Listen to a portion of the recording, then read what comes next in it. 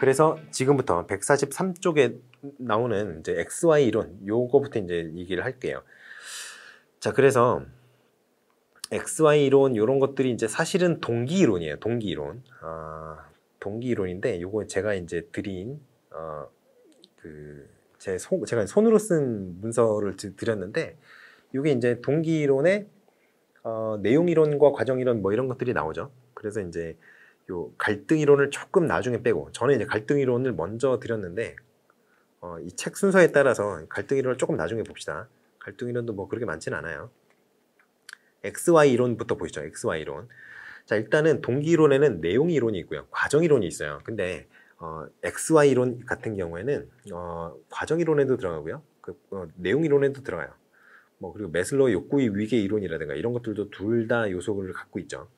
그래서 일단은 내용 이론 같은 경우에는 기본적으로 인간의 욕구라든가 충동이라든가 그리고 이제 그 욕구와 충동의 우선순위에 따른 우선순위에 대한 그 이론들이 이제 내용 이론이에요. 그러니까 요거는 사실 교육행정학의 동기 이론이라기보다는 어떻게 보면 교육심리학의 동기 이론에 굉장히 가깝죠. 그런데 과정 이론은 있습니다. 과정 이론이 좀 다릅니다. 과정 이론은 어떤 내용이냐면은 인간의 동기와 관련된 요인 그리고 그 각 요인들 간의 상호작용에 대한 이론이에요. 그러니까 요거는 이제 교육행정학에서 이제 고려를 하는 그런 동기 이론에 조금 더 가까운 측면이 있어요. 물론 조직을 구성하는 것들이 일단 사람이기 때문에 이 내용 이론이나 과정 이론이나 모두 교육행정학에서 중요시하는 동기 이론에 속하는 게 분명합니다. 그러나 약간 내용 이론은 교육심리학 쪽의 어떤 내용 이론, 그 동기 이론과 좀 유사한 면이 있다. 조금 더 가까운 면이 있다. 이런 거 정도를 생각해 두시면 될 것 같고요. 그래서 이제 각각의 동기 이론을 조금씩 간략하게 살펴보고 넘어갈게요. 일단은 테일러랑 메이오 이런 사람들이 주장했던 인간관계론이라는 게 있어요. 그래서 동기 수준을 어떤 상위 수준의 상위 수준이 이제 내적 동기라고 하고 하위 수준은 외적 동기라고 했을 때 메이오나 이제 타일러가 얘기했던 인간관계론 뭐 이런 것들은 상위 수준의 상위 수준의 동기, 내적 동기에 조금 더 집중을 하죠. 그런데 테일러가 얘기했던 과학적 관리론 있죠. 과학적 관리론. 이거는 좀 외적인 동기, 하위 수준의 동기를 얘기를 합니다. 왜 그래요? 인간이 동기화가 되려면 뭘 줘야 된다 그래요? 과학적 관리론에서는 보상주라 그러죠. 보상. 돈 주라는 거예요. 돈. 그러니까 어떤 인간이 가지고 있는 어떤 내적인 동기, 근본적인 동기, 어떤 즐거움이라든가 자기 향상의 어떤 목적이라든가 이런 것들은 중요하지 않다는 거예요. 물질적인 거, 눈으로 보이는 거, 확실한 성과, 확실한 보상 이런 것들이 중요하다고 생각을 합니다. 그래서 인간관계론이 조금 더 상위 수준의 동기, 내적 동기를 좀 중요시한다면 과학적 관리론에서는 하위 수준, 그러니까 좀 외적인 동기를 좀 더 동기 요인을 조금 더 중요시한다 이런 차이가 있습니다. 그리고 허츠버그가 얘기했던 이제 동기 위생 요인 막 이런 게 위생 만족 이론 막 이런 게 있죠. 그래서 양요인설이라고 얘기를 해요. 왜냐하면 동기 요인 이게 이제 만족 요인이라고 또 하는데요. 그리고 이제 위생 요인이 불만족 요인이죠. 그래서 직무 동기와 동기 요인과 이제 위생 요인이 적절하게 이제 구분이 되어 있다는 거예요. 그 동기를 유발하는 그 요인으로서. 그래서 동기 요인이 이제 만족 요인이라면 만족을 늘려주는 요인이라면 위생 요인은 불만족을 늘려주는 요인이에요. 그런데 여기서 이제 위생 요인이 충족이 되면 불만이 없어지겠죠. 불만족 요인이니까. 그런데 이 위생 요인이 제거가 되었다고 해서 그러니까 불만족 요인이 제거가 되었다고 해서 그냥 불만만 제거되는 거지 만족이 올라가는 건 아니에요. 그 두 개가 독립적입니다. 그래서 동기 요인이 충족이 되면 직무 수행에 대한 동기가 유발이 됩니다. 그런데 위생 요인이 제거가 되는 경우 불만족 요인이죠. 불만족 요인이 제거가 되는 경우에는 그냥 불만만 없어져요. 두 개는 서로 별개다. 이건 알아두셔야 됩니다. 그리고 동기 요인과 어떤 위생 요인은 어떤 그 상위 수준의 동기와 하위 수준의 동기라고 얘기를 했을 때 그 두 개가 이제 겹치는 영역이 조금 있어요. 그래서 그 줄이 가운데 있는 겁니다. 그러니까 딱 나뉘는 게 아니라 다른 것들은 이게 선이 딱 나뉘죠. 그런데 이거는 만족 요인과 불만족 요인이 둘 다 이제 상위 수준의 동기, 그 내적 동기에 둘 다 영향을 주는 면이 있기 때문에 요 가운데 줄이 있는 거예요. 자, 그리고 매슬로우가 얘기하는 그 욕구 위계설 있죠. 욕구 위계설. 그거 보면은 5단계로 나누죠. 5단계로 나뉘어요. 그래서 생존 욕구부터 해서 안전 욕구, 사회 욕구, 존경 욕구, 그리고 자아 실현 욕구에 5개로 나뉘는데요. 이거 이름이 조금씩 달라질 수 있죠. 그래서 생존 욕구 같은 경우는 생리적 욕구라고도 해요. 그리고 존경 욕구 같은 경우는 뭐 자존 욕구 이렇게도 얘기를 하고요. 그런데 이게 나중에는 좀 더 확장이 되는데 아무튼 여러분은 5단계로 그냥 알고 계세요. 5단계가 그냥 가장 대표적인 그 모델이에요. 그래서 요거는 이제 만족 진행 접근이라는 접근법을 사용을 하고요. 알더퍼가 이제 매슬로우 이론의 5단계를 조금 더 수정을 하죠. 5단계까지는 나는 필요 없을 것 같은데 이게 이제 알더퍼가 얘기했던 그 관점입니다. 그래서 안전 욕구와 생존 욕구, 그러니까 생존이 제일 아래고 안전 욕구가 두 번째 단계죠. 그 매슬로우에서는. 그런데 요 두 단계를 묶어서 그냥 생존 욕구로 봅니다. 알더퍼는. 그리고 관계 욕구, 다른 사람과의 어떤 관계 이런 것들이 이런 것들이 욕구의 어떤 요인이다라고 보는데 그게 이제 사회 욕구랑 존경 욕구 요 두 가지를 묶어서 관계 욕구 아니냐 이거 사람들 간의 관계. 그래서 나는 관계 욕구로 보겠다. 이게 이제 알더퍼의 주장이에요. 그리고 자아 실현 욕구는 성장 욕구 그렇게 동일하게 대치가 됩니다.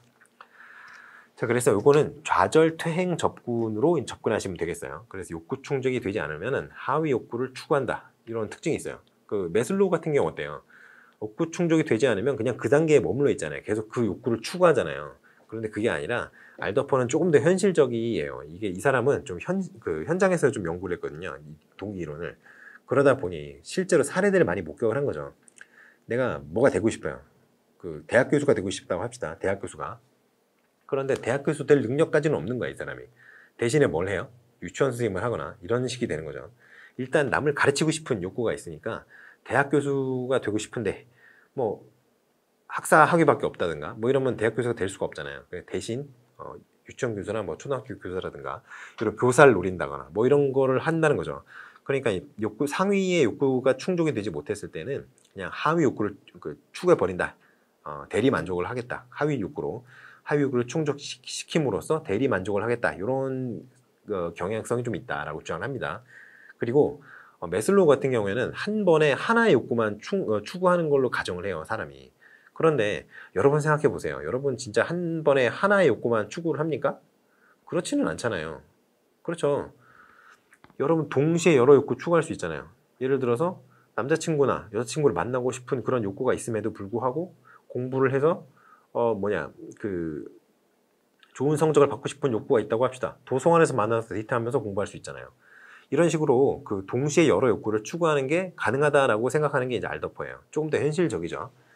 그리고 이제 맥그리거의 X이론, Y이론, XY이론이라고도 하고요. 뭐 X이론, Y이론 나눠서 얘기를 하기도 하는데요. 뭐 표현은 뭐 그렇게 중요한 게 아니고요. 이거는 X이론 같은 경우에는 하위 수준의 어떤 동기가 되고 Y이론 같은 경우에는 상위 수준의 내적 동기에 대한 이론이에요. 그래서 X형 인간과 Y형 인간으로 인간을 나눠요. 맥그리거는. 그래서 X형 인간에 대해서는 이제 성악설에 기반을 해서 해석을 합니다. 그러니까 이 X형 인간 같은 경우에는 채찍과 당근을 이용해서 동기를 유발해야 된다라고 얘기를 하고요. Y이론 같은 경우에, Y형 인간 같은 경우에는 이것도 기본적으로는 성악설이에요. 기본적으로는 성악설인데 X이론 같은 경우에는 약간 완전히 좀 수동적인 타입들 있잖아요. 시켜야만 일하는 타입. 그런 타입의 사람들을 X형 인간들이라고 하고요. Y형 인간들 같은 경우에는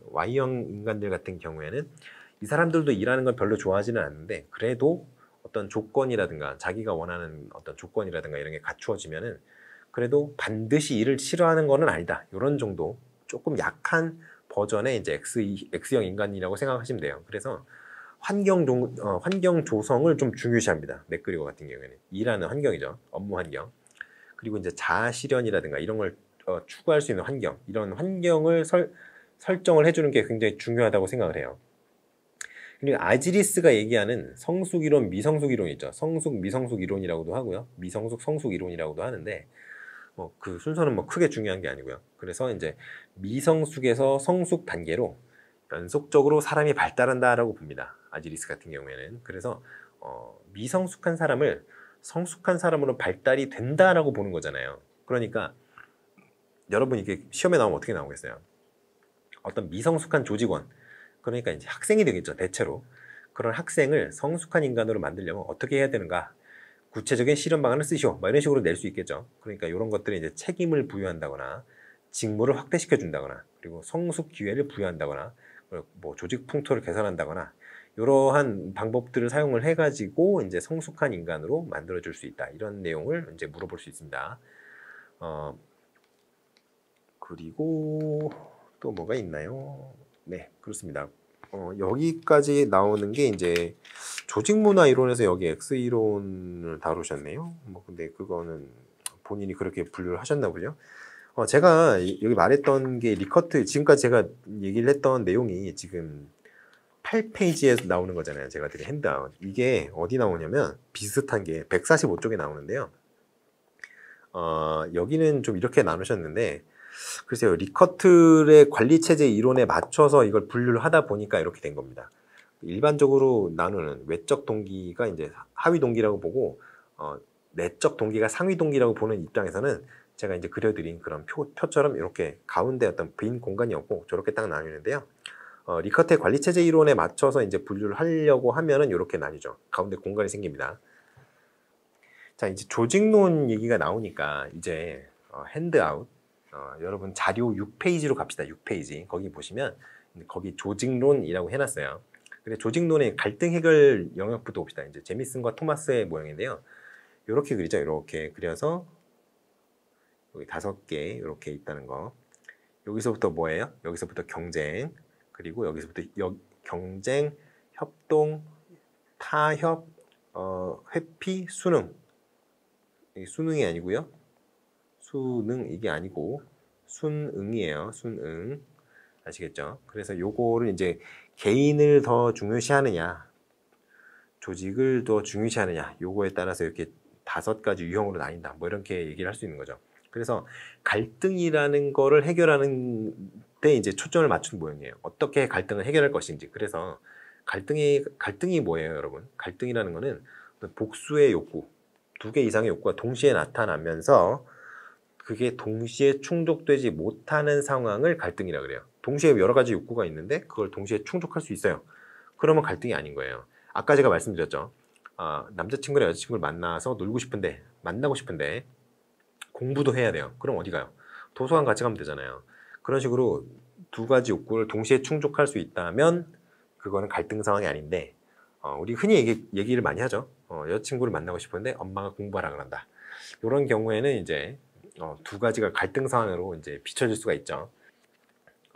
동시에 충족되지 못하는 원인을 여러분한테 물어볼 수가 있어요. 동시에 충족되지 못하는 원인. 뭐가 있을까요? 일단은 목표나 이해관계, 그런 게 뭐 목표나 각각이 이제 가지고 있는 목표, 이해관계라든가, 그리고 인지하는 어떤 방향이라든가, 뭐 태도라든가, 그리고 의사소통의 어떤 부족이라든가, 그리고 기대의 차이라든가, 뭐 자원의 희소성, 뭐 자원은 항상 스칼사가 얘기를 하죠.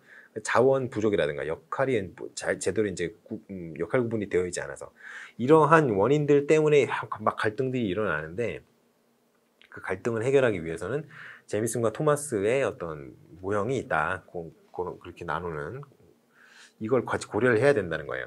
자, 그리고 이제 마일스의 학교 조직 건강 변인이라는 게 있어요. 이제 건강 측정 변인이라는 거가 있는데, 건강한 조직은 어떤 조직이냐?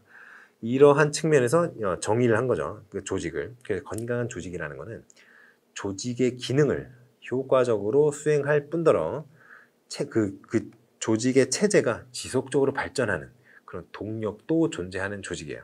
그러니까 뭔가 효과적으로 막 산출물을 만들어내는데 체제가 지속적으로 발전할 수 있는 어떤 그런 동력이 잃어버린 사회가 있어요. 그런 사회. 요즘 좀 우리나라 좀 걱정이 되는데요. 예를 들어서 자꾸 이민 원하는 사람들 늘어나고 걱정이 많이 되는데, 좀 어떤 발전의 동력을 좀 상실해 가는 것이 아니냐 상당히 걱정이 됩니다. 아직까지는 괜찮겠죠. 그래도 저는 우리나라의 어떤 힘을 믿고 있기 때문에 그렇게 얘기를 하겠는데, 근데 이런 모습들이 지금 좀 사회가 점점 지쳐가는 그런 모습들이 점점 오랜 기간 누적된다면 사회가 발전할 수 있는 그런 그 동력을 점점 상실해가는 그런 게 될 수밖에 없거든요. 그러니까 여러분이 좀 힘내셔서 그 교사가 되셔서 아이들을 이제 열심히 하면 여러분들도 우리나라의 어떤 미래를 위해서 한 뭐 기능을 수행할 수 있는 그런 사람이 될 수 있다. 이런 것들을 자꾸 아이들에게 이제 좀 교육을 해주셔야 될 것 같습니다. 교사의 역할이 굉장히 중요하죠. 그래서 아무튼 그런 지속적인 발전도 가능한 동력이 있어야 건강한 조직이라는 거예요. 그런데 이제 이 말스가 얘기했던 학교 조직 건강 변인이 세 가지가 있습니다. 세 가지. 그래서 과업 달성 변인이라는 게 있고요. 두 번째가 조직 유지 변인이라는 게 있고, 세 번째가 성장 또는 발전 변인이라는 게 있어요. 각각의 변인이 뭐냐면요. 일단 과업 달성 변인 같은 경우에는 목표에 대한 관심, 그리고 의사소통의 어떤 적실성, 적절성, 그리고 적절한 어떤 권한 배분. 사실 조직 구성원 사이에 권한이 제대로 배분이 되어 있지 않아가지고 갈등이 일어나는 경우가 많아요. 이렇게 갈등이 너무 많은 경우에는 사실 갈등을 해결하면 어떻게 돼요? 비온 뒤에 땅 굳어진다고 더 단단한 어떤 조직이 되는 기회가 될 수도 있습니다만, 갈등이 미해결된 상태로 남아있게 된다면 조직이 와해될 수도 있어요. 예를 들어 이런 게 있죠. 이렇게 대학교 때 친한 그룹이 있다고 합시다. 남자가 둘이 있고요. 여자가 둘이 있어요. 이렇게 좋아하는 케이스가 있다고 해봅시다. 근데 얘가 다른 사람이랑 사귀는 상관이 없는데 이렇게 둘이 사귀어요. 그러면 이 그룹이 깨지겠죠. 이렇게 갈등 상황일 때 이 갈등을 잘 해결할 수가 없잖아요. 이런 경우에는 사람이 사람 좋아하는 거 어떻게 뭐 딜을 해요? 어떻게 뭘 할 수가 없잖아요. 그러니까 이런 조직은 깨질 수밖에 없는 그런 슬픈 운명을 갖고 태어난 조직이죠. 뭐 이런 거가 있는데 제가 좀 농담을 했습니다만, 아무튼 이런 조직 같은 경우에는 이제 좀 힘든 조직이다 뭐 이런 얘기를 하겠어요. 그래서 이제 또 조직 유지 변인이라는 거는 자원에 활용하는 그 어떤 방향이라든가, 그리고 구성원과 응집력이라든가 뭐 사기라든가 이런 것들이 영향을 주는 거죠. 그리고 성장 발전 변인이라는 거는 혁신성, 뭐 자율성, 적응력, 문제 해결력 뭐 이런 것들이 연관이 있다, 이런 얘기를 할 수 있겠습니다. 그리고 이제 참여적 의사결정이라 그래서 여러분 요즘에는 조직 구성원의 조직을 운영하는 그 과정에서 조직 구성원의 어떤 참여를 굉장히 강조를 많이 해요. 실제로 그런 것들이 잘 이루어지지는 않습니다만, 왜냐하면 타성이라는 게 있잖아요. 과거부터 조직을 운영해 온 어떤 전통이 있고 역사가 있는데, 어떤 좋은 또 운영 모델이 나왔다 그래가지고 그게 한꺼번에 바뀌진 않아요. 하지만 점점 더 수평적인 형태의 어떤 조직으로 바꿔나가고자 하는 그런 노력들이 우리 사회 전반에서 점점 목격이 되고 있죠. 그러한 의미에서 참여적 의사결정이라는 게 좀 중요하다, 이런 말씀을 드리고 싶어요. 그래서 참여적 의사결정의 정의가 뭐냐? 이건 이제 공동의 가치에 대한 인식, 전문가의 식견에 대한 신뢰, 관련된 어떤 사안과 관련된 여러 인사의 합리성에 대한 신뢰, 이런 것들이 이제 잘 전제가 되어 있다면 그런 조직은 참여적 의사결정에 아주 적합한 조직이다라는 얘기를 하는 거예요. 그래서 이러한 참여적 의사결정이 잘 이루어지는 조직 같은 경우에 장점이 있어요. 일단은 여러 가지 이제 서로가 서로를 믿는 조직이라고 할 수 있잖아요. 줄여서 얘기를 한다면, 물론 굉장히 러프한 굉장히 러프한 어떤 요약이지만 이 굉장히 서로에 대한 전문성 뭐 이런 것들 전반적으로 서로에 대한 신뢰가 굉장히 강한 조직인데요. 이런 경우에는 의사결정의 질이 굉장히 높아집니다. 왜냐하면 서로 잘 아니까, 믿으니까. 내가 꼭 다 봐야 되는 게 아니라 저 사람한테 믿고 맡겨놓으면 오케이, 이렇게 되는 거죠. 그리고 의사결정을 수용을 합니다, 이 사람들. 왜냐하면 상대방의 수준을 내가 믿으니까. 그리고 실행력도 강화돼요. 다른 사람이 안 해? 그럼 내가 해야지, 이렇게 됩니다. 그리고 이제 그러다 보니 그렇게 잘 돌아가는 조직 같은 경우에는 조직 구성원들이 사기가 좋아요. 왜냐하면 나는 그 조직의 일원이다라는 자부심이 올라간단 말이에요. 그리고 구성원과 팀워크도 당연히 올라가겠죠. 왜냐하면 서로를 믿는데. 그리고 이런 조직이 만약에 학교에서 나타난다면 학교의 효과성도 증대할 수 있죠. 자, 그러면 단점이 있습니다. 단점. 일단 능률성이 없어요. 능률성이. 생각보다 그 어떤 전문가들로 이루어져 있는 집단이 효율성이 별로 없습니다. 효율성이 좋은 집단은요, 아주 빼어난 지도부가 있고 그 밑에 능력이 별로 없는 조직 구성원이 있는 이런 조직이 더 효과적일 때가 있어요. 언제 그래요? 군대 그렇죠, 군대. 군대 같은 경우에는 이 사람들이 뭐 능력이 있다고는 이제 확신할 수 없습니다만 아무튼 명령에 의해서 움직이는 집단이잖아요. 그러니까 명령을 내리면 해야 돼요. 무조건. 그러면 그게 좀 바보 같은 일이라고 하더라도 왜 우리 그런 얘기 하잖아요. 뭐 저 산에 뭐 나무가 없으면 가서 심어라 뭐 이렇게 하면 막 다 심어지고 막 이런 얘기 하잖아요. 그런데 이 그 조직의 행동 자체가 비합리적이고 뭐 이렇게 보인다고 하더라도 일단은 목표한 어떤 산출물을 산출해내는 과정까지가 굉장히 신속하고 빠르고 효과적으로 움직이는 거예요. 그렇기 때문에 그러한 측면에서 산출물을 일단 낸다라는 측면에서 효과적이라고 하는 거죠. 그런데 전문가들이 굉장히 많은 조직은 내가 잘났고 네가 잘났고 서로 싸웁니다. 그럴 확률이 높아요. 그러니까 비능률적인 거예요. 그리고 참여자가 업무 부담이 좀 심화되죠. 왜냐하면 잘하니까 이것도 내가 해야 되고 저것도 내가 해야 되고 이런 경우가 생길 수가 있죠. 그러니까 이제 그런 점은 이제 좀 단점이에요. 그리고 이제 의사 결정의 적시성이라고 하죠. 적기성. 이게 무슨 얘기냐면요. 전문가들이 많이 있잖아요. 어떤 집단에. 그러면 서로 싸운다 그랬죠. 싸우느라 의사결정을 딱 내려야 되는 시점에 서로 싸우고만 있으니까 결정을 못 하는 거예요. 이런 것들이 조직의 어떤 효과성을 떨어뜨리고 결국에는 조직의 목표 달성 기회를 상실하게 만드는 그런 결과로까지 이어진다는 거예요. 그러니까 이런 거는 좀 안 좋다라는 말씀을 드릴 수 있을 것 같아요. 그럼 정책 결정 모형으로 한번 가봅시다. 정책 결정 모형. 여기는 어디 나오냐면요.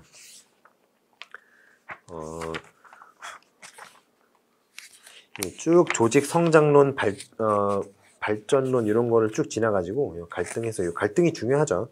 여기 참고로 여기 갈등 관련 파트 있죠. 갈등 관련 파트.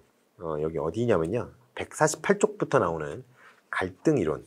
요거는 반드시 아셔야 됩니다. 반드시 아셔야 돼요. 동기 이론은 제가 아까 설명드렸으니까 넘어가고요. 이 지도성 이론과 관련해서 이제 정책 결정 모형이 이제 좀 설명이 드려야 돼요. 자, 왜 그러냐면요. 지도성이라는 게 뭐예요? 지도성이라는 게 리더십이죠. 여러분 지도성이라는 표현보다는 리더십이라는 표현이 조금 더 익숙하실 거예요. 이 리더십의 의미가 어떤 주어진 상황 하에서 조직이 원하는 목표를 효율적으로 달성을 하고 싶은 거예요. 효과적으로. 그러면 그러한 목표를 효율적으로 효과적으로 달성하는 그 과정을 거쳐야 되는데 그 과정을 결정하는 게 누가예요? 조직의 리더가 합니다. 그래서 리더십이라는 게 이제 중요시 되는 거예요. 그런데 그 리더가 정책을 결정할 때 이제 따르는 모델들이 여러 가지가 있다. 그게 뭐냐면 정책 결정 모형이라는 거예요. 간단하게 설명을 드리고 넘어갑시다. 정책 결정 모형 중에 여러분이 아셔야 되는 모형이 한 17가지 정도 돼요. 그 중에 이제 중요한 것들만 제가 좀 추려봤어요. 자, 일단 첫 번째로 나오는 게 뭐예요? 합리 모형이죠. 합리 모형. 합리 모형 같은 경우에는 인간의 이성과 합리성을 거의 무한대로 신뢰합니다. 무조건 인간은 합리적이고 이성적이에요. 그러니까 그 합리성과 이성의 제한이 없어요. 그러니까 그 완전 경쟁 시장이라는 거 있죠. 사회 과목 하시는 분들은 아시겠지만 완전 경쟁 시장이라는 게 있어요. 완전 경쟁 시장의 정의가 뭐예요? 모든 생산품의 가격이 모든 사람에게 공개가 되어 있고 그 변동이 생기면 모든 사람이 즉시 알잖아요. 그리고 그 시장에 참여하는 참여자들이 모두 극한의 합리성을 따른다라고 가정을 해요. 그때 그 합리성이 이겁니다. 그러니까 이거는 좀 이론적으로 얘기하는 합리성이지 실제적으로 그렇게 합리성이 나오느냐 하면 그거는 아니에요. 근데 일단 인간의 이성은 합리적이다라고 전제를 하고 출발하는 거죠. 그러니까 최선의 모델 결과를 도출할 때까지 모든 조건을 다 따져보는 모형이 이 합리 모형이에요. 말도 안 되는 모형이죠. 자, 그럼 만족 모형이 뭐냐? 그럼 제한적 합리성이라는 얘기를 합니다. 합리적이긴 한데 그게 뭐 인간의 신이 아니니까 그 자기가 접할 수 있는 정보 내에서 합리적인 선택을 한다 이런 거죠. 그리고 정의적 요소, 감정이죠. 감정, 감성이라고 하는 그런 요소들이 여기 들어가는 겁니다. 그래서 의사결정에 이성적인 요인만 개입하는 게 아니라 그런 감정적인 요인, 정의적 요인 그런 것들도 개입이 될 수 있다. 이런 게 이제 만족 모형이에요. 그러니까 적당히 만족할 만하면 오케이 한다는 거예요. 그 다음에 혼합 관조 모형이라는 게 있습니다. 혼합 관조 모형. 이거는 좀 중요해요. 이거는 좀 중요합니다. 왜 그러냐면 실제로 이러한 형태로 운영되는 조직들이 굉장히 많기 때문이에요. 이게 어떤 형태냐면요. 기본적으로는 합리 모형이 맞기는 맞아요. 기본적으로는. 그러니까 전제하는 게 뭐냐면 언젠가는 최고의 솔루션, 원 베스트 솔루션에 도달할 수 있을 것이다 라고 가정을 하고 출발을 해요. 그런데 현실적으로 그거 안 되잖아요. 안 된다고 그랬잖아요. 제가. 안 됩니다. 그럼 안 돼요. 절대 안 돼요. 그러니 세부적인 사항을 결정할 때는 점진 모형을 사용을 해요. 어떻게 하냐면 기존에 어떤 정책을 사용하고 있었을 거 아니에요. 근데 그거보다 조금 나은 걸 선택을 하는 거예요. 약간 갈아볼까? 약간 좀 향상시켜 볼까? 이렇게 해서 언젠가는 점진적으로 점점 계산을 해나가다 보면 언젠가는 이상적인 어떤 형태에 도달하지 않겠느냐라고 주장하는 게 이 모양이에요. 상당히 합리적이죠. 그런데 물론 이제 최고의 어떤 베스트 솔루션에 도달할 수 있느냐는 이제 현실 가능한 얘기냐라는 거는 이제 뭐 컴퓨터 프로그램에서 얘기하는 알고리즘이나 뭐 얘기할 때 가능하겠지. 여기서는 조금 힘들지 않나 싶어요. 근데 아무튼 이론적으로는 그렇다. 그리고 점등 모형이 이제 방금 전에 말씀드렸던 그건데 이제 기존 의사 결정한 어떤 상태가 있을 거 아니에요. 기존에 결정된 의사.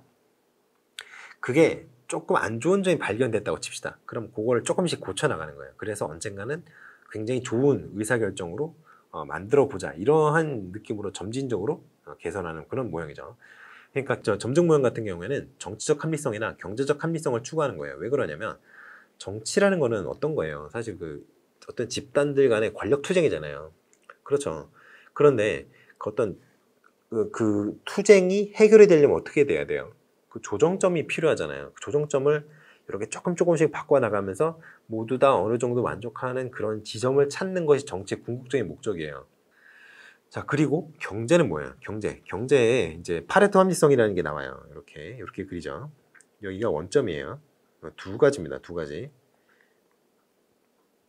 그래서 여기서 이렇게 생산해서 이렇게 보시면 이렇게 그리죠. 그래서 원래 여기 있었다면 요 안에서는 이렇게 합리성을 추구할 수 있다 이런 거예요. 근데 일반적으로 파레토 합리성이 이제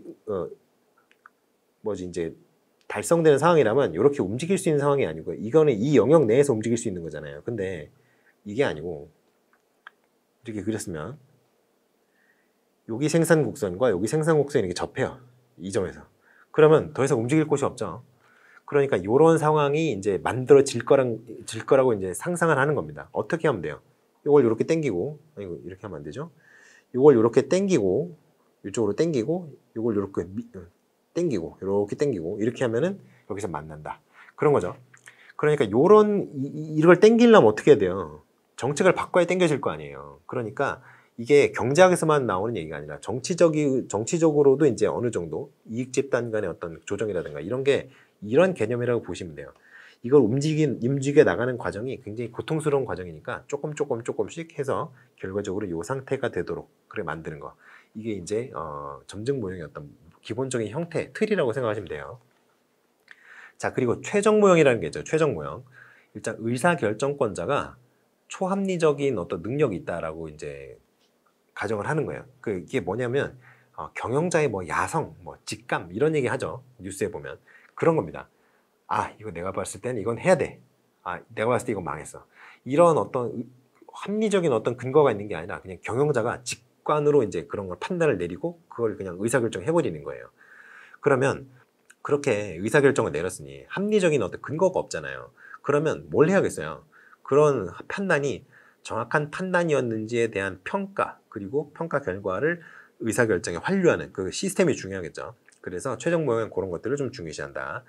그리고 여러분들이 이제 좋아하시는 쓰레기통 모형이 있죠. 쓰레기통 모형. 이름부터가 재미있죠. 쓰레기통 모형. 요거는 의사결정권자가 사실은 없습니다. 없고요. 어떤 모양이냐. 여기 쓰레기통이 트래시캔이 있다고 해봅시다. 트래시빈이 있어요. 여기 안에 여러 가지 요인들이 한꺼번에 들어가서 딱 어떤 우연에 의해서 그런 요건들이 딱 맞아 떨어지면은 그것 때문에 의사결정이 일어난다 라고 얘기하는 거예요. 그러면 어떤 요인들이 들어가겠어요? 일단은 문제 상황이 있겠죠. 문제가 되는 상황이 있어야 됩니다. 그래야 뭐 해결할 거 아니에요. 의사결정을 왜 해요? 문제가 있으니까 그 문제를 해결하기 위해서 의사결정을 하는 거 아니에요. 그렇기 때문에 기본적으로 문제 상황이 있어야 돼요. 그러면 이게 해결책이 없어요. 답이 없는 상황이란 말이죠. 그러면 의미가 있겠어요? 없겠어요? 의사결정을 해봐도 의미가 없죠. 해결이 안 되는데. 그렇잖아요. 그러니까 해결책이 있긴 있어야 됩니다. 사람들이 아직 찾지 못한 어떤 해결책이 있어야 돼요. 세 번째, 그리고 참여자가 있어야겠죠. 문제가 되는 상황이 있는데 해결하려고 하는 사람이 단 한 명도 없다고 세봅시다. 의사결정이 일어날 리가 없죠. 그리고 참여자의 선택 기회가 있어야 됩니다. 의사결정이라는 거는 사실 선택지가 하나 딱 주어졌을 때 그 선택지를 하는 그 선택지 하나가 딱 주어졌다고 해봐요.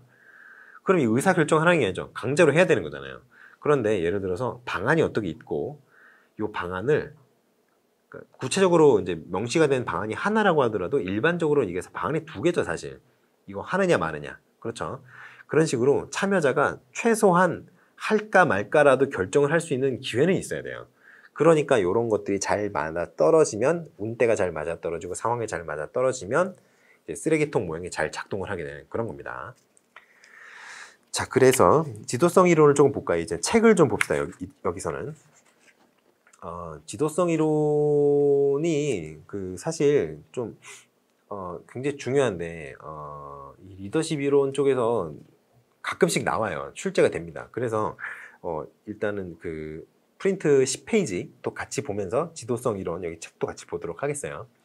자, 리더십이 뭐예요? 리더십이 조직의 목표를 효과적으로 성취할 목적으로 조직의 구성원 및 조직의 활동에 영향을 미치는 리더의 행위, 이게 리더십이에요. 여기는 이제 제대로 나와 있죠. 그래서 리더십 이론은 크게 한 3가지, 4가지 정도 나눌 수 있을 것 같아요. 왜 그러냐면은 일단은 기본적으로 특성론이 있어요. 특성론, 카츠, 전문적 자질 이런 것들 중요하시는 거. 이거는 절대 나올 일이 없기 때문에 카츠의 전문적 자질, 특성론 이런 것들은 좀 나올 확률이 좀 떨어지죠. 좀 옛날 이론이에요. 그리고 요즘에는 그렇게 각광받지 않는 이론이죠. 이거는 뭐냐면요, 업무 수행에 요구되는 어떤 리더의 특성, 그런 거에 대한 이론이에요. 그냥 리더만 주목하는 이론이죠. 그러니까 요즘에는 별로 그렇게 의미가 없다. 왜냐면 요즘에는 어때요? 수평적인 어떤 조직 구조를 계속 만들려고 노력을 하잖아요. 왜 그래요? 조직 구성원들도 창의적인 아이디어를 내잖아요. 그런데 리더가 혼자 다 결정하면 안 되겠어요? 안 되겠어요? 안 되겠죠. 그 조직은 망하죠. 그러니까 이제 전문적 자질에 따라서 이제 사무 능력이냐, 인간관계 능력이냐, 상황 파악 능력이냐 이렇게 해서 중간 관리자냐, 상급 관리자냐, 아니면 그냥 일반 평사원이냐 이렇게 나누는 그런 모형인데요. 그렇게 중요한 그런 모형인데요. 크게 중요한 모형은 아니에요. 여기 6분 23초, 24초 그때 제 얼굴에 잠깐 나옵니다. 그리고 행위 이론이 있어요. 행위론. 요게 이제 미시간대에서 만든 직무 중심 리더십과 종업원 중심 리더십 이런 게 있습니다.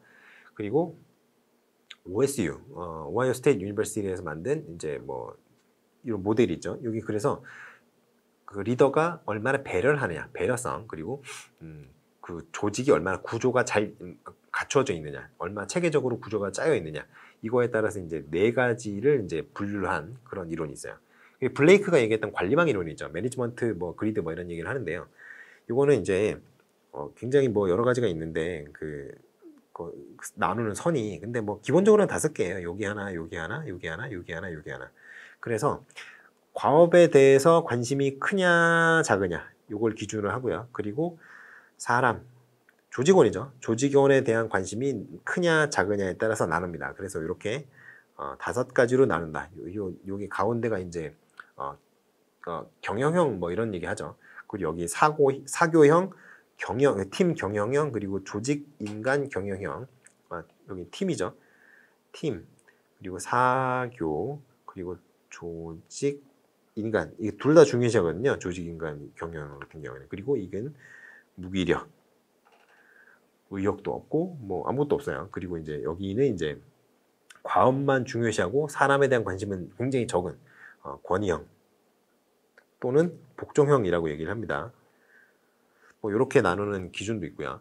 그래서 이 관리망 이론 정도는 좀 중요하지 않겠나 이런 생각을 좀 해봅니다. 그리고 상황적 리더십론이라는 게 있죠. 그래서 여러분들이 이런 거 기억하실 거예요. 이렇게 돼 있는 거, 이렇게 4개 나뉘어져 있는 거, 기억하시죠? 그래서 이렇게 돼 있는 게 아니라 이렇게 돼 있죠. 이렇게 4개가 돼 있죠. 그래서 여기 그래서 여기가 Q1, Q2, 그리고 Q3, Q4 이렇게 나누죠. 그래서 이제 구성원의 성숙도랑 관계 지향도랑 이렇게 두 가지 기준으로 해가지고 지시형이냐 지시 이렇게 나누니까 지시 지도 그리고 지원 그리고 위임.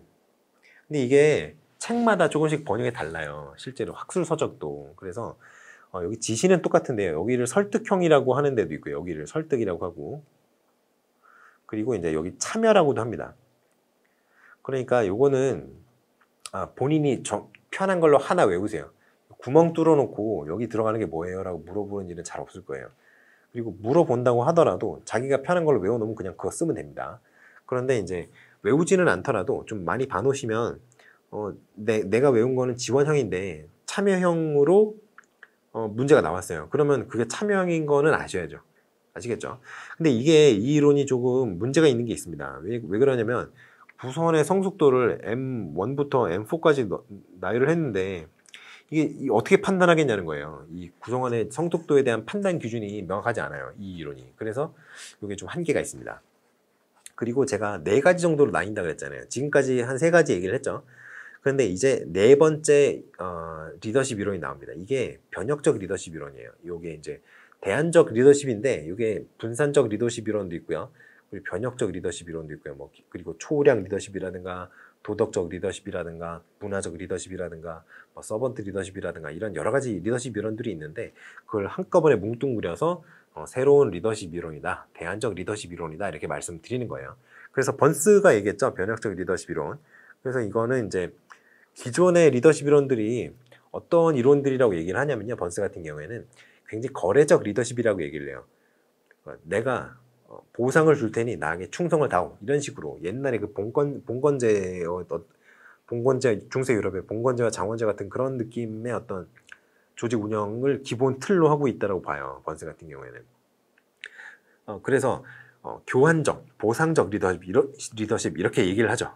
그런데 아예 영 안 좋다 이렇게 얘기를 하는 거예요. 그래서 조직 구성원들이 어떤 조직에서 수행하는 과업 그리고 가치의 증대 이런 거를 통해서 어떤 팀과 조직을 위해서 자신의 이익을 초월하도록 자신의 이익에 대한 관심을 초월하도록 유도를 해야 된다라고 얘기를 하는 거죠.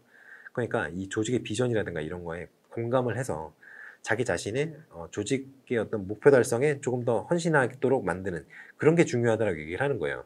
굉장히 어렵죠. 보통 조직은 조직이고 내 삶은 내 삶인 경우가 요즘 굉장히 많잖아요. 그렇기 때문에 우리가 흔히 하는 얘기가 뭐예요? 워라밸이잖아요. 워라밸. 근데 이 워라밸을 무시하고서라도 조직에게 충성을 하겠다. 이런 사람 만드는 게 정말 어렵습니다. 그리고 이제 요즘 사람들이 똑똑해져서 그렇게 잘 속아 넘어가지도 않죠. 그리고 아무튼 그래서 번스와 바스 같은 경우에는 이제 이런 얘기를 하는데 그래서 욕구를 더 고차원적 욕구. 그러니까 이 사람들이 기본적으로 가정하는 거는 개인적 욕구가 조직의 욕구보다 더 저차원적이라는 거죠. 씨알도 안 맥히는 얘기죠. 그래서 상황, 문화, 풍토 이런 걸 개선을 해서 조직 내에서 어떤 변화를 유도하고 주도한다. 이렇게 얘기를 하는 거예요. 그래서 4I라는 얘기는 4Is라고도 해요. 이게 I가 4개예요. I가 4개. I로 시작하는 단어가 4개인데 이게 변혁적 리더십을 위해서 필요한 4가지라고 합니다. 그래서 뭐냐면은 이상화된 영향력, 그리고 영감적 동기화, 지적 자극, 개별화된 배려. 이거 여러분 갖고 계신 책에 나와요. 그 4가지가 중요하다라고 얘기를 합니다. 그래서 이상화된 영향력 이거는 이제 리더가 어떻게 되어야 되느냐에 대한 얘기인데 이거는 조직 구성원이 리더를 봤을 때 어떤 동일시 또는 모방의 대상이 되어야 된다는 거예요. 존경받으라는 얘기죠. 그리고 영감적 동기 이거는 도전적인 어떤 느낌, 도전감을 자극을 하고요. 비전을 공유하도록 유도하는 거예요. 그게 이제 영감적 동기입니다. 그 다음에 지적인 자극. 이 지적 자극이 굉장히 중요해요. 조직의 목표를 수행하는 과정에서 내가 그 목표를 달성하기 위해서 여러 가지 행위를 해야 되잖아요. 그런데 그 행위를 수행하는 능력이 내가 부족하면 그 행위하는 능력을 습득하기 위해서 뭘 해야 돼요, 여러분? 공부하셔야 되잖아요, 공부. 그러니까 그 공부하는 내용이라든가 과정이라든가 이런 것들이 어떤 개인의 어떤 혁신성이라든가 창의성이라든가 이런 것들을 자극을 해야 된다는 거예요. 개별화된 배려 이것도 중요하죠. 개인이 조직의 목표를 달성하고자 하는 그 조직의 목표를 같이 달성하고자 하는 그 욕구를 가졌을 때, 그리고 그 욕구를 추구할 때 개인이 성장을 같이 할 수 있겠느냐, 조직만 성장하고 개인은 쏙 버려지는 그런 게 아니라 나도 같이 성장을 할 수 있겠는가, 나도 같이 성장을 할 수 있겠다라고 느끼는 그런 것들이 중요하다는 겁니다. 그러니까 학습계 이런 거를 이제 부여를 하고요. 잠재력 발현 이런 거를 이제 할 수 있도록 그 어떤 리더가 이제 조직의 어떤 장이 신경을 많이 써줘야 된다 이런 거예요. 자, 그러면 분산적 리더십을 한번 봅시다. 분산적 리더십 이거 중요합니다. 왜냐하면 이게 굉장히 중요한 이유가 뭐냐면 최근에 행정 이론에서 리더십 이론에서 이론 영역에서 영미권에서 지금 굉장히 푸시를 많이 받고 있는 이론이에요. 한 10년 정도 됐어요.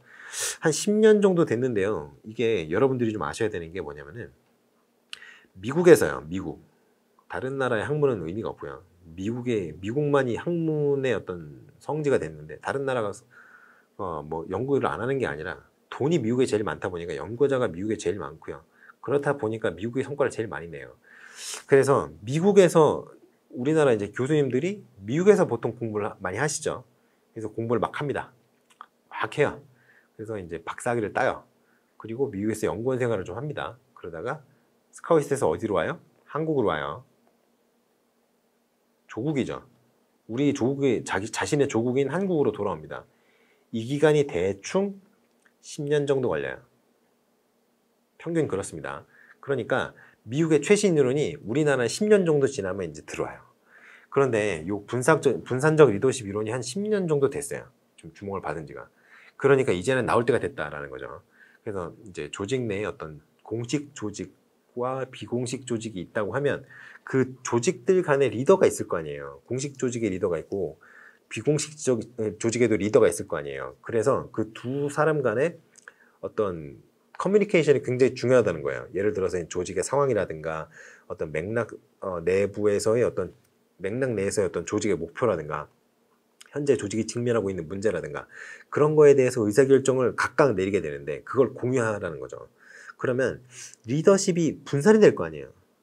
그렇잖아요. 그 조직의 목표를 달성하기 위해서 의사결정을 하는 건데 근데 이거를 공식적 조직의 리더가 원래 해야 되는 거잖아요. 근데 그걸 같이 비공식 조직의 리더랑 공유를 한다고 해봐요. 그럼 물론 이제 같은 겸직을 하고 있는 사람도 있겠지만 보통은 비공식 조직의 리더 같은 경우는 다른 사람들과 친화력이 좋은 사람들 이런 사람들이 맞는 경우가 많아요. 그리고 다른 사람들에게 좀 희생하면서 도와주려고 하는 사람들 그런 사람들이 조직의 어떤 비공식 조직의 리더를 맡는 경우가 굉장히 많아요. 그런데 그런 사람이 공식적 조직의 리더이면 좋겠지만 아닌 경우가 대부분이니 두 사람이 그걸 공유하라는 거예요. 그럼 의사결정을 하는 사람이 직접적으로는 공식적 조직의 리더겠지만 비공식 조직의 리더가 충분히 영향을 미칠 수 있다고 하면은 리더십이 분산이 될 거 아니에요. 그러니까 조직의 효과성이나 개인의 어떤 역량을 발휘할 수 있는 그런 기회가 극대화해야 된다라는 것이 이제 분산적 리더십의 기본적 틀입니다. 아시겠죠? 그러면 분산적 리더십의 어떤 구성 요소가 있을 거 아니에요. 구성 요소를 조금 얘기를 해보자면 핵심적인 것만 얘기를 해보자면 일단 지도자가 확대가 되어야 돼요. 왜요? 리더십을 분산시켜야 되니까. 그럼 지도자가 리더십을 발휘를 하는 건데 그러면 지도자가 확대가 되어야 되겠어요? 좁아져야 되겠어요? 아까 얘기했잖아요. 공식적 조직의 리더랑 비공식적 조직의 리더랑 의사소통을 잘해야 된다 그랬잖아요. 왜? 의사결정 공유하니까요. 그래서 지도자가 확대가 되어야 된다. 그래서 비공식적인 지도자까지 포함이 되어야 된다라고 얘기를 하는 거고요. 상황이 중요합니다. 상황. 조직의 현재 상황이라든가 어떤 실질적 상황이라든가 이런 것들이 좀 고려가 되어야 된다. 의사결정할 때. 그리고 조직 문화. 이거 너무 중요하죠. 조직 문화. 긍정적인 조직 문화가 핵심 요소입니다. 긍정적인 조직 조직 문화. 조직이 문화가 일단 안 된다는 그 패배감에 굉장히 팽배한 조직들이 있어요. 이런 조직들은 사실 분산적 리더십을 발휘할 수가 없어요. 왜냐하면 분산적 리더십이라는 것은 어느 정도 조직 구성원들의 어떤 자율성이 전제가 되어야 됩니다. 그래야 열심히 자기 걸 하고 조직의 목표까지도 이제 달성하려고 노력을 하기 때문에. 그런데 그런 건 아무것도 없어요. 이거 해서 뭐해? 이거 쓸데없는 거 나는 귀찮은데. 이런 분위기가 팽배한 조직이라면은 이 분산적 리더십을 적용하기가 어렵죠. 그러니까 긍정적인 조직 문화가 필수적이라는 거예요.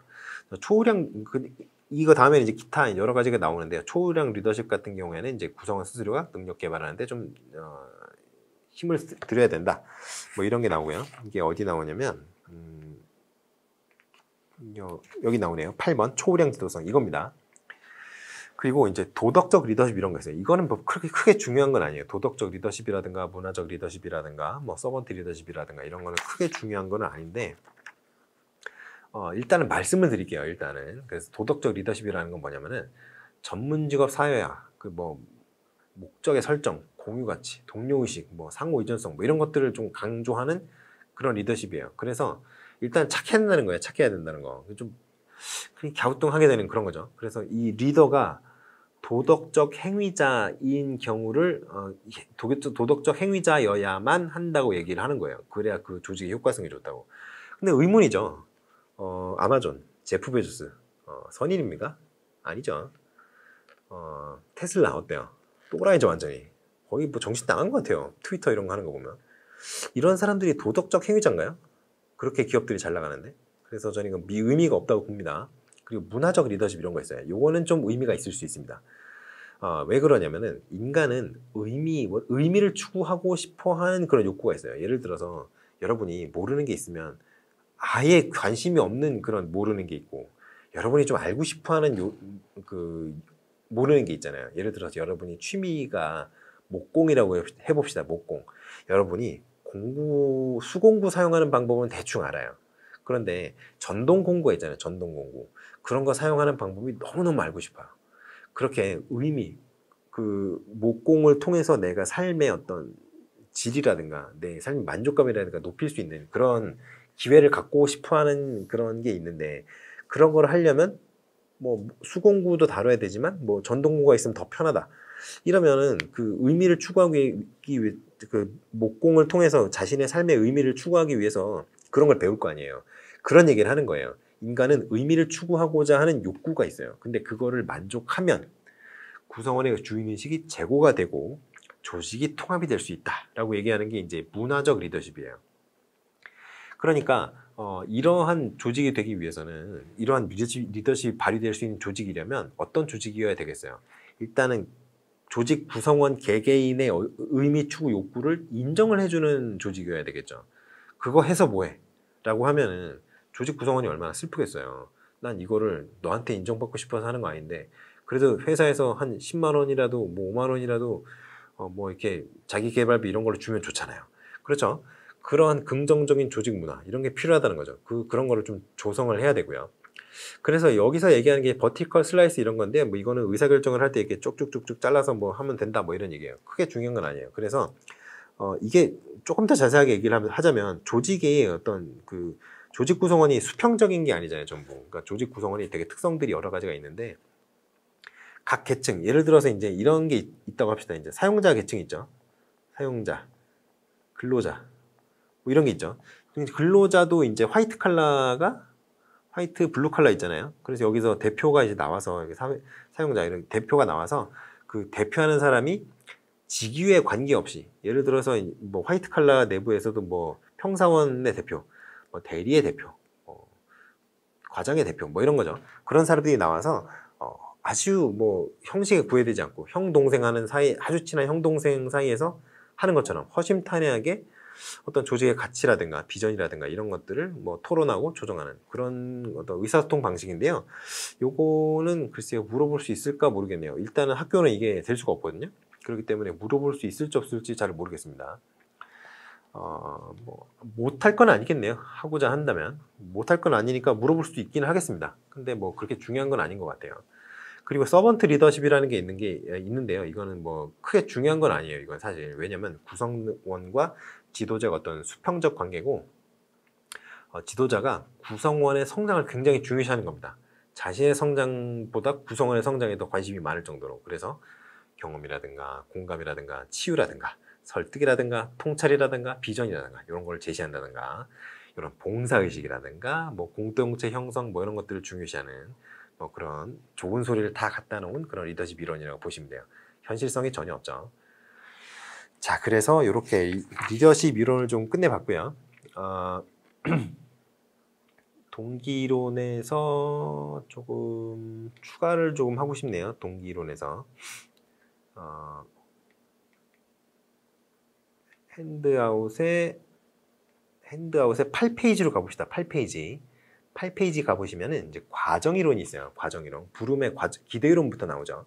그래서 여기 부분을 좀 해보겠어요. 부름의 기대이론 같은 경우에는 여기는 몇 페이지 나오는지 잘 모르겠네요.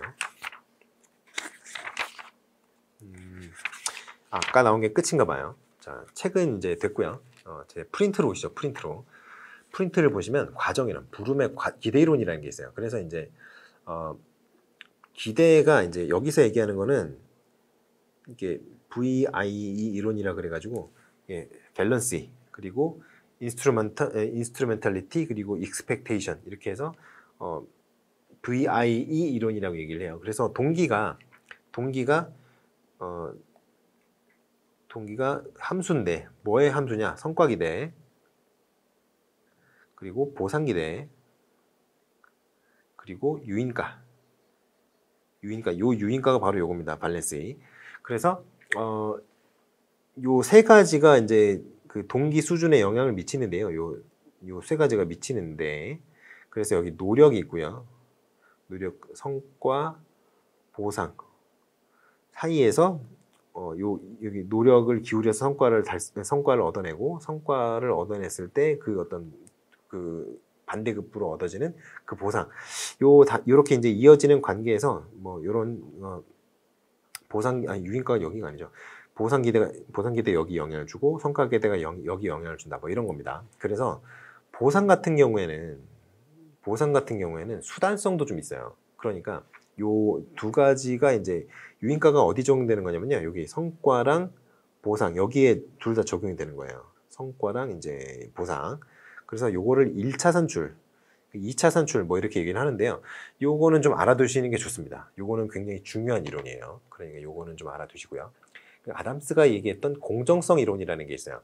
공정성 이론이 이게 사실 완전히 믿어지지는 납득이 좀 안 되는 부분이 있습니다만 그런 부분이 있습니다만 일단은 내가 기울인 투입, 나의 노력이죠. 그리고 내가 기울인 노력에 대해서 내가 얻어낸 성과 그 분수로 표현할 수 있겠죠? 노력분의 성과. 근데 이게 내 거.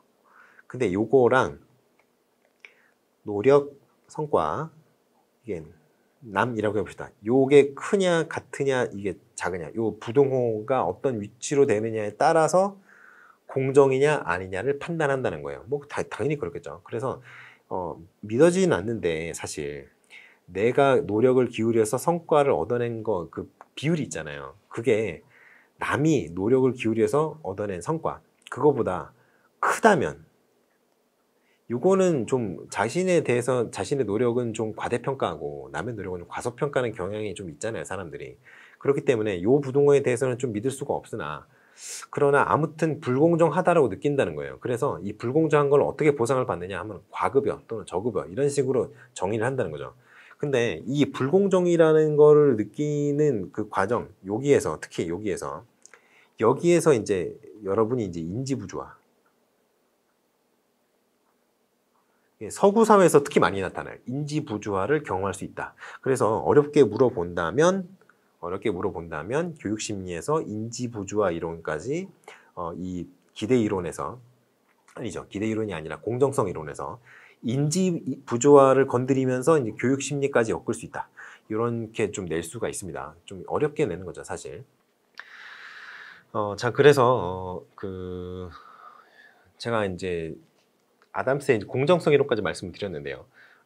여러분 이제 아지리스의 성숙 이론, 미성숙 이론 있잖아요. 앞으로 잠깐 돌아가 보실까요? 여기 동기 이론 측면에서 성숙 이론, 미성숙 이론이 있어요. 우리가 얘기를 했었죠. 공정성 이론은 여기 나오네요. 155쪽에 중요합니다. 공정성 이론. 그리고 아지리스의 성숙 이론, 미성숙 이론 그냥 핸드아웃 보시죠. 네, 프린트 보십시오. 거기 보시면 제가 직무 확대라는 거 얘기했었잖아요. 직무 확대라는 거. 그래서 이제 미성숙한 조직 구성원을 성숙한 조직 구성원으로 이제 변모시키는 과정에서 어떠한 것들을 하면 그 변모시킬 수 있겠는가 했던 것 중에 직무 확대가 있었죠. 직무 확대. 이게 동기 유발을 위한 직무제 설계. 그러니까 학교에서의 어떤 교사의 직무제 설계랑도 연관을 지어서 문제를 낼 수가 있습니다. 예를 들어서 직무 확장 이론, 직무 특성 이론, 경력 단계화 이런 것들이 있어요. 그래서 직무 확장 이론 같은 경우에는 성취, 인정 이렇게 하면 지식이 증가하고요. 책임감이 증가하고 직무 이해가 증가하고 뭐 이런 것들이 있어요. 성장 가능성을 강조하면 뭐 창의성이 올라간다. 이런 것들이 있죠. 그리고 의사결정 경험을 할 수 있는, 의사결정을 경험할 수 있는 그런 기회를 제공한다. 이런 것들이 있습니다. 그래서 그 직무제 설계와 관련해서 이 직무 확대를 물어볼 수 있으니 그런 점은 좀 생각을 해 두셔야 될 것 같아요. 자, 바로 제가 이 얘기를 했던 이유가 뭐냐면요. 우리가 이제 핸드아웃 9페이지에 바로 직무 설계 프로그램, 이게 직무제 설계 프로그램과 동일한 건데요. 그거를 다루기 위해서 이제 그 얘기를 한 겁니다. 작업에 대한 어떤 동기 유발, 이걸 위해서는 어떤 직무의 내용이나 과정에 변화를 줘야 돼요. 왜냐면 맨날 하던 건 똑같이 하면 사람이 재미가 없잖아요. 그러니까 어떤 동기화되는 그런 과정이 동기화를 시키기 위해서 여러 가지 좀 변화들을 조금씩 줄 필요가 있는데 이걸 어떻게 하느냐, 이게 이제 이론들이 여러 가지가 있어요. 그래서 이제 직무 확장 이론 같은 경우에는 직무 풍요화 이론이라고도 합니다. 그래서 어떤 봉사적인 업무 체계 이런 거에 좀 적절하죠. 왜냐하면 직무를 확장한다는 게 뭐예요? 네가 할 일이 늘어난다는 얘기예요. 늘어난다는 얘기예요. 그럼 내가 할 일이 늘어나면 기쁘겠어요? 뭐 슬프겠어요? 글쎄요. 이게 하기 싫은 일, 그러니까 직장에서 주어지는 일 같은 거 있잖아요. 그런 경우에는 하기 싫은 경우가 굉장히 많죠. 예를 들어서 여러분이 학교에 가시면 뭐 운동회 준비라든가 체육대회 준비라든가 뭐 축제 준비라든가 뭐 이런 것들도 있을 수 있죠. 뭐 그런 거 너무 하기 싫지 않아요? 일단은 뭐 여러 가지 시설물 점검도 해야 되고요. 뭐 아저씨들이 다 대부분 다 하시겠지만, 그리고 이제 기한을 해야 되잖아요. 얼마나 하기 싫습니까? 내가 그 즐거워서 하는 것도 아니라면. 그러니까 이건 약간 봉사적인 마인드로 할 수 있는 그런 업무. 예를 들어서 어떤 뭐가 있을까요?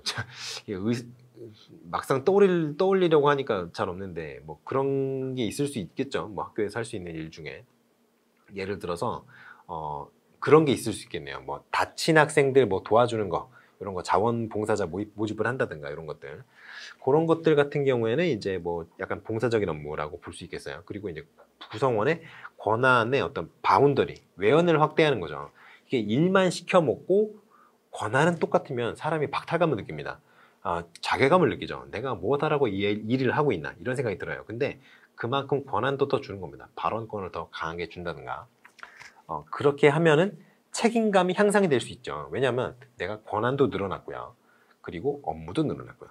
업무가 늘어난 만큼 권한이 주어지니 그러면 이 업무를 내가 잘해서 뭐 조직에 대해서 어떻게 좀 더 이득을 줘야겠다.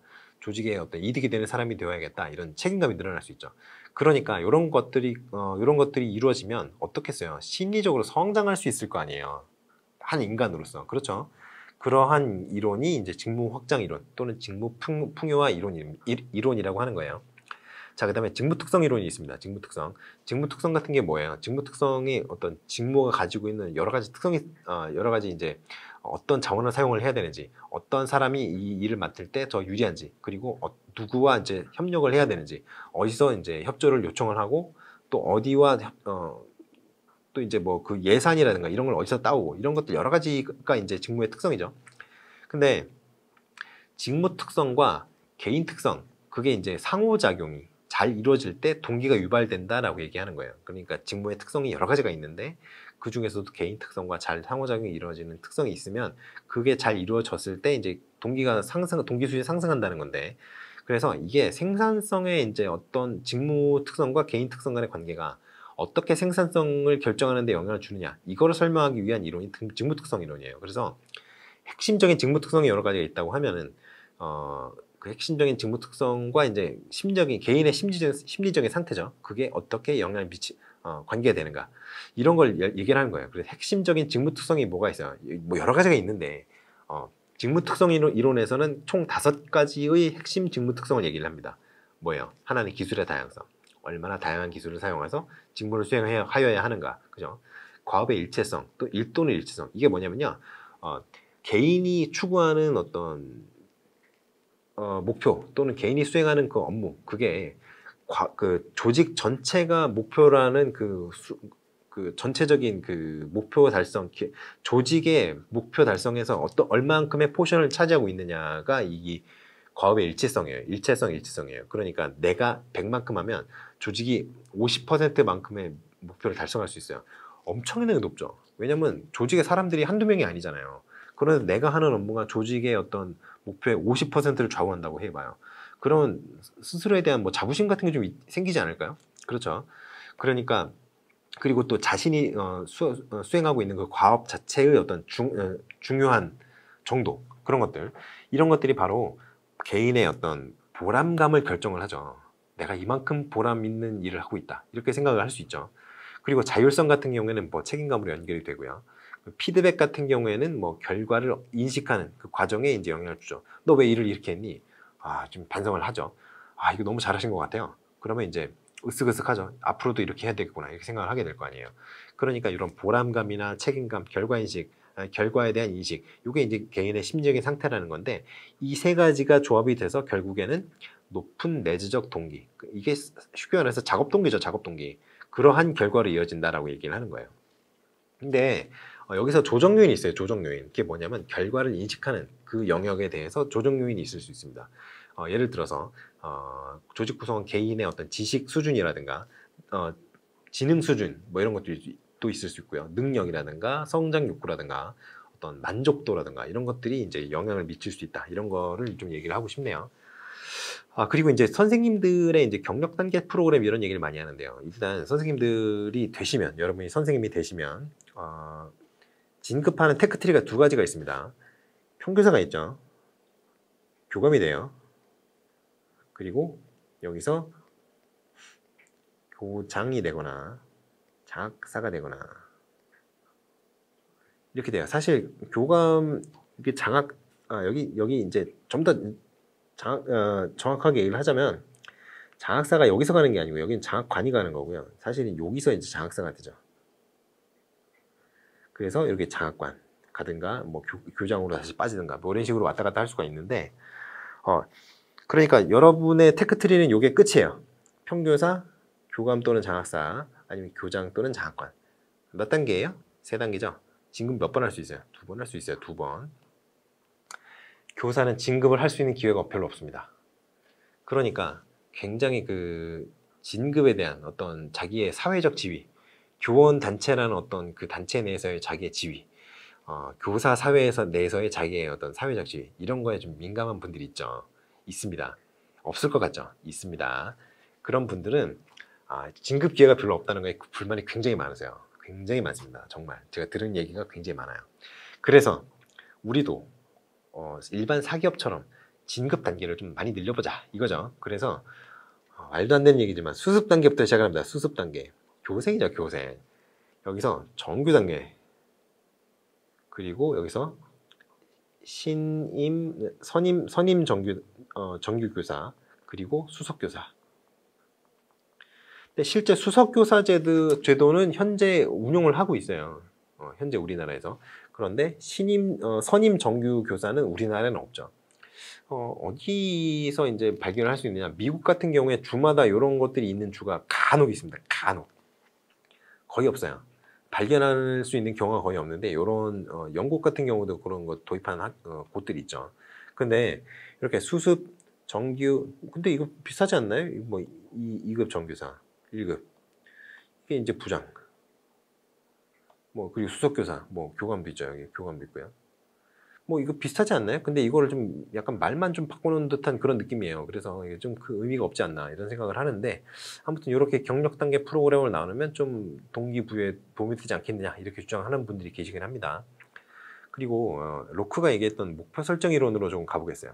이게 동기 이론에 이제 좀 연관이 되는 건데, 목표를 설정하는 이론이잖아요. 목표 설정 이론. 그게 동기 요인에 가치가 있고요. 과업의 가치죠. 과업의 가치가 있고요. 그리고 목표가 있습니다. 의도, 목표. 이게 더 중요하다고 얘기를 해요. 그래서 목표에는 내용과 강도가 있다라고 얘기를 합니다. 내용은 뭐예요? 어떤 획득하고자 하는 성과. 그거를 이제 그 목표가 갖고 있는 내용이라고 하는 거고요. 목표가 가지고 있는 그 강도, 의도가 가지고 있는 강도는 똑같은 거죠. 그게 이제 목표에 대하여 개인이 설정한 주관적인 중요도를 얘기를 합니다. 이거는 반드시 해야 돼. 예를 들어서 게임기 좋아하는 사람들 있죠. 새로운 게임기가 발매가 됐어요. 아니면 내가 옛날부터 사고 싶었던 어떤 게임이 발매가 됐어요. 이틀 전에, 사흘 전에 텐트 치고 기다리시는 분 계시죠. 그런 분들이 이제 그 그 게임을 사겠다, 게임기를 사겠다 이런 어떤 중요도가 굉장히 높은 거죠. 그분의 어떤 그 가치관 내에서는. 그러니까 이제 그것을 무엇을 얼마큼 중요하다고 여기느냐, 이게 바로 개인의 주관적인 중요도입니다. 자, 그래서 제가 이제 여기도 그려놨지만 가치, 그리고 가치를 설정을 하고요. 그다음 정서, 욕망을 형성을 하고 의도와 목표를 설정하고요. 그 다음에 행위와 성과를 이제 들여다보는 요 네 단계가 이제 목표 설정이 얘기하는 그 전체적인 이제 목표를 설정하고 달성하는 그 결과까지 그 네 단계가 이제 이 네 단계를 거쳐서 이루어집니다. 그래서 목표의 속성이 또 중요해요. 목표의 속성. 어떤 것이 있느냐. 목표의 속성으로서 중요한 것이 뭐가 있느냐 하면은 구체성, 그렇죠. 곤란성, 그 난이도죠. 난이도. 적절한 곤란도. 요게 제가 이제 평가 영역을 보시면 이 적절한 난이도, 곤란도라는 얘기가 굉장히 많이 나와요. 근데 개별 어떤 과업에서의 난이도를 얘기하는 게 아니라 어떤 전체적인 평가의 틀 안에서 일반적으로 한 50% 정도는 어려워하고 50% 정도는 이제 쉬워하는 그런 정도의 난이도가 적절한 난이도라고 얘기를 많이 합니다. 그리고 목표 설정을 하는 과정에 좀 참여할 수 있고 노력에 대해서 이제 피드백, 정말 많은 노력을 했구나. 네가 이렇게까지 하는 걸 보니 너는 노력을 정말 많이 했음이 틀림없어. 이런 식으로 좀 약간 번역투지만 이렇게 얘기를 해주고, 그리고 이제 경쟁도 어느 정도 있어야 됩니다. 경쟁이 있어야 돼요. 경쟁이 없이는 어떤 향상심이 발휘가 되지가 않아요. 그러니까 적절한 정도의 긴장을 유지하고 유발하기 위해서 경쟁은 필요하다는 거죠. 그리고 이제 수용성, 수용 가능한 목표여야 된다는 거예요. 그러니까 수인성이라고도 해요. 그 약간 수인 가능한 정도. 수용성, 수인성 이렇게 얘기를 하는데 내가 그 목표를 달성하기 위해서 내가 희생을 얼만큼 해야 된다는가, 할 수 있는가, 얼만큼 해야 되는가, 그거에 대한 개념적이라고 생각하시면 돼요. 그래서 이 목표의 속성이 갖고 있는 강도가 점점 높을수록 동기 수준이 상승한다, 이런 얘기를 할 수 있는 거죠. 자, 그래서 지금까지 얘기했던 것들이 이제 이론적인 얘기를 많이 했는데 약간 실제적인 얘기를 해보겠어요. 여러분들이 굉장히 중요하게 생각하셔야 되는 내용 중에 하나가 바로 장학입니다. 장학은 내용이 굉장히 많은데 굉장히 많은 건 아니군요. 그래도 꽤 되는데요.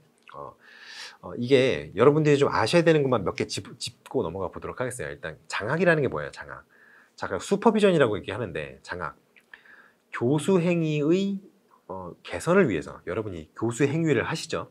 교수 행위의 개선을 위해서 교사에게 제공하는 어떤 장학의 담당자의 지도나 조언 행위가 바로 장학이에요.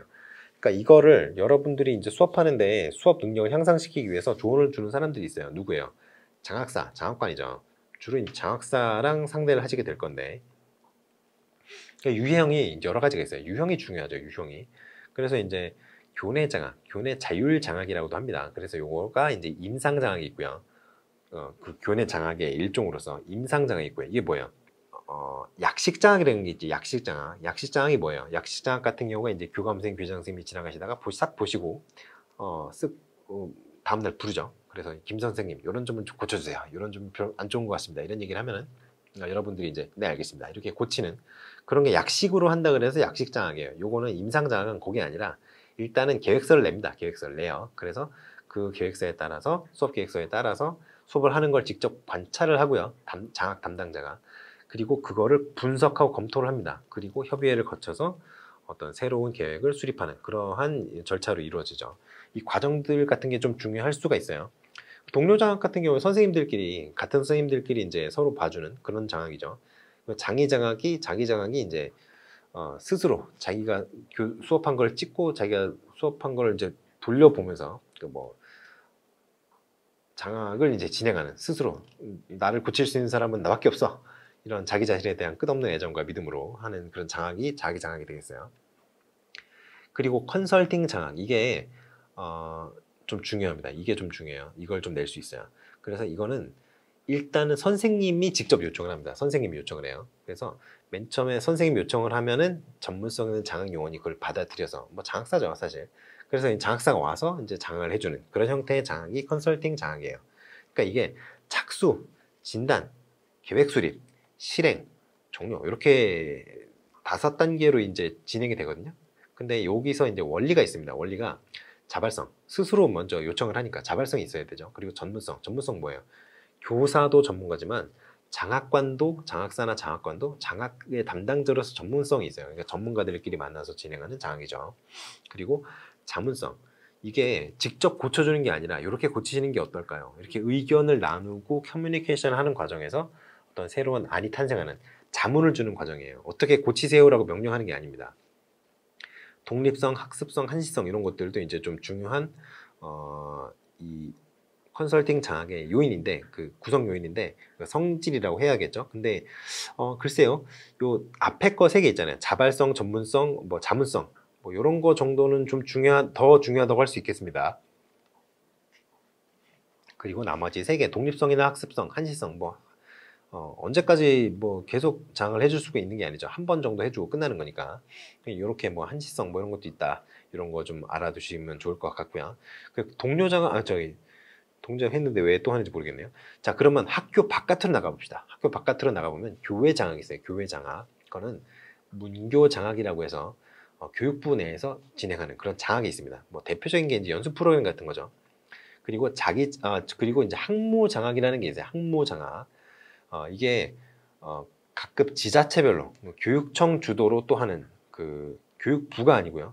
교육청별로 하는 또 장학이 있습니다. 이게 학무 장학이라는 게 있고, 그리고 사이버 장학이라는 게 있죠. 교사랑 장학관이 이제 우리가 줌으로 요즘 수업 많이 하잖아요. 그런 것처럼 온라인으로 해서 Q&A를 주고받으면서 이제 장학을 하는 그런 것들이 있습니다. 그런데 교회 장학은 크게 중요하지 않아요. 교회 장학은 크게 중요하지 않고 교내 장학이 중요하니 교내 장학을 좀 더 많이 보시면 좋겠습니다. 자, 그럼 학교 개혁에 대한 이제 얘기가 나오는데요. 학교 개혁. 이게 SBM 같은 거는 좀 중요하죠. SBM과 학운위, 학교 운영위원회 이런 것들 좀 중요합니다. 그리고 영유예산제도라든가 교원의 의무, 뭐 국가공무원법이라든가 지방공무원법이라든가 교육공무원법이라든가 뭐 그 시행령, 시행규칙 이런 것들이 있는데, 교원의 의무 쪽은 크게 중요하지 않고요. 여러분이 좀 생각을 하셔야 되는 건 뭐다? 정치적인, 종교적인 중립성 이런 것들은 좀 중요하게 보셔야 되고요. 그리고 교원 노조 부분을 조금 중요하게 보셔야 됩니다. 왜냐면 예전에는 전교조가 한때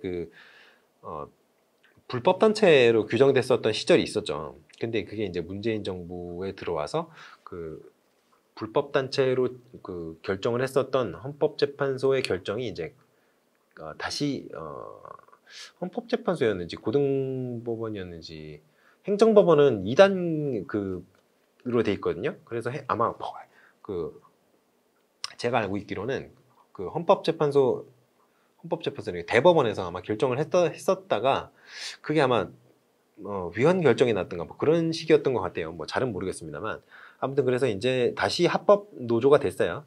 근데 합법 노조라 그래서 일반적인 노조와 같이 어떤 결사의 자유라든가 뭐 노동쟁의라든가 이런 걸 할 수 있는 건 아니고요. 그냥 단지 그 단체를 구성을 해서 자신의 이익을 대변할 수 있는 그런 단체를 구성할 수 있는 그런 집회 자유 정도가 이제 허용이 된다는 그런 정도의 의미로 받아들이시면 되겠습니다. 근데 아무튼 이런 것들이 좀 중요할 수 있다, 그런 얘기를 할 수 있고요. 그 영예산제도가 있어요. 영예산제도, 영기준 예산제도라고 하는데요. 이게 뭐냐면 회계연도가 매년 지나가잖아요. 매년. 그런데 이거를 그 예산 편성을 작년에 한 게 있잖아요. 근데 학교에서 하는 행사들이 대부분 매년 비슷해요. 그러면 어떤 기관에서 하는 어떤 일반적으로 이제 공기업이나 뭐나 기관들에서 예산 운영하는 거는 작년에 근거해서 많이 합니다. 왜냐면 매년 하는 행사가 비슷비슷하니까. 물론 예외는 있습니다만 대체로 큰 틀은 비슷하죠. 그거 하려고 만들어진 게 그 단체니까요. 근데 갑자기 이게 변할 수 없잖아요. 그러니까 조금씩 달라지는 건 있더라도 기본적인 틀은 똑같이 가져가기 때문에 예산 계획이 보통 작년을 기준으로 이루어져요. 그러니까 작년에 이맘때쯤 뭐 했으니까 이맘때쯤 이런 거 또 하겠네, 뭐 이런 식이 되는 거죠. 근데 그런 걸 안 하고 아예 예산 편성을 싹 다 백지에서 시작을 하는 거예요. 이게 좋죠. 좋아요. 왜 좋냐면은 기존에 구태로 남아있던, 이제는 의미가 없는 그런 행사라든가 뭐 그런 것들을 다 중지하고 0에서부터 새로 시작을 할 수 있다는 그런 큰 장점이 있죠. 근데 더 큰 단점이 있습니다. 더 큰 단점. 이게 뭐냐면요. 예산 계획을 처음부터 다시 짜야 되잖아요. 근데 1년에 학교에서 하는 행사 얼마나 많아요. 그거를 아예 처음부터 싹 다 기획까지 세우려 해야 되는 거예요. 그렇게는 거의 힘들죠. 왜냐면 여러분들이 행정 업무도 많고요. 학교에 가시면 행정 업무도 많고 아이들 지도도 하셔야 되고요. 근데 거기다가 예산 계획까지 저는 좀 불가능하다고 좀 보는데 문제로는 나올 수 있습니다. 문제로는 적용은 좀 힘들어요. 하지만 문제로는 나올 수 있다. 그래서 이게 일몰제 예산제도라는 게 있어요. 일몰제. 말 그대로 일몰이니까 선셋인데요. 이게 뭐냐면은 어떤 일정 시간이 지나고 나서는 여기서 예산 제도를 딱 정했다. 그럼 이게 쭉 시간이 갈 거 아니에요? 언제까지 적용하냐? 정해둔 기한이 되면 이게 더 이상 시행이 되지 않는 겁니다. 이게 영기준 예산 제도랑 다른 게 예산 제도랑 다른 게 영기준 예산 제도는 그 전에 어떤 시행하던 게 좋아. 그럼 여기서부터 영기준 예산 제도를 하자. 그래서 그걸 딱 결정을 하면 그때부터 예전 거를 갈아엎는 거고, 이거는요 원래부터 정해놓는 거예요. 이 시점까지 이 사업을 유지하고, 이 시점 예를 들어서 2022년 01월 01일부로 사업을 종료한다 라고 하면 그 전년 12월 31일까지 사업이 유지가 되고 1월 1일이 되면은 이제 더 이상 그 사업을 안 해요. 그 사업에 돈이 안 나가는 거죠. 아예 폐지가 되는 겁니다. 자연 폐지가 돼요. 자동으로. 그러한 그 특징이 있죠. 그러니까 이게 예산의 불필요한 낭비를 막기 위해서 도입된 의미는 동일한데, 요거가 이제 그 결과물이 다르죠. 이건 애초부터 어디까지 하겠다라고 정해놓는 거고요. 이거는 이제까지 쭉 보니까 이게 안 되겠는데 갈아엎자 이렇게 하는 거고요. 그런 차이가 있다는 거 좀 알아두시면 좋겠습니다. 그리고 학교운영위원회의 어떤 정족수라든가 이런 거 계산하는 문제는 안 나오니까 너무 걱정하지 마시고, 학교운영위원회에 누가 들어가는지 아셔야 돼요. 학부모 들어가죠. 학부모위원이 들어가고요. 교원, 일반 선생님들 중에도 들어가고요. 그리고 지역위원들로 들어가요. 지역위원들. 근데 요게 사립학교랑 공립학교랑 좀 의미가 다릅니다. 공립학교 같은 경우는, 국공립학교 같은 경우에는 학교운영위원회가 심의기구가 돼요. 심의기구. 여기서 결정을 다 합니다. 실제로. 다 하는 건 아니고 일부 결정을 내릴 권한이 있어요. 그런데 사립학교 같은 경우에는 자문기구예요. 자문기구. 결정할 권한이 전혀 없어요. 그냥 이렇게 하시는 게 좋지 않겠습니까? 라고 결정권자인 예를 들어 이사장이라든가 아니면 교장이라든가, 교장이 이사장 하는 경우가 많이 있으니까요. 그래서 그러한 자문을 하는 그런 기구의 성격이 훨씬 강하다 정도를 알아두시면 되겠습니다. 그리고 단위학교 책임경제 SBM, 제가 아까 말씀드렸죠. 중요하다고. 이거는 교육과정이라든가 예산, 예산총액제도 이런 거 있죠.